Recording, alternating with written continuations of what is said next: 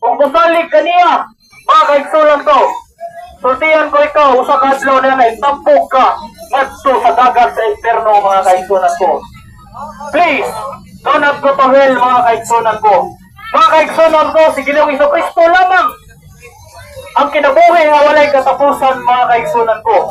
Kaniyon ang Biblia, mga kaigsunan ko, sa John 14:6. Jesus said to him, I am the way, the truth, and the life.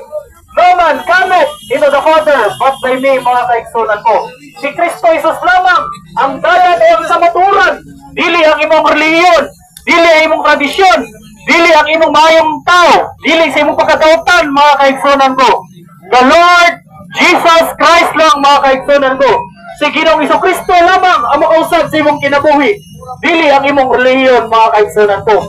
Unsa man na imong reliyon, mga kaigsunan, kay kamatay nimo, dili na kadupa kanimo. Unsa man na imong tradisyon, mga kaigsunan ko, ini kamatay nimo, dili na makadupa kanimo.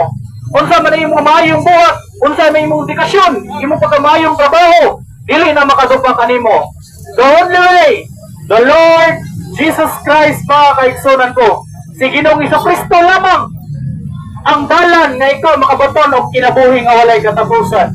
Please, do not go to hell, mga kaigsunan ko.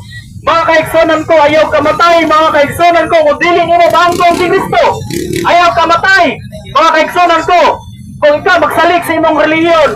The only way, the Lord Jesus Christ, mga kaigsunan ko.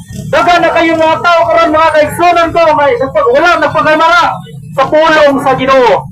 Usa ka adlaw ni ana, bukman ka, mga kaigsunan ko. Sumala sa imong nabuhat ining kalibutan na.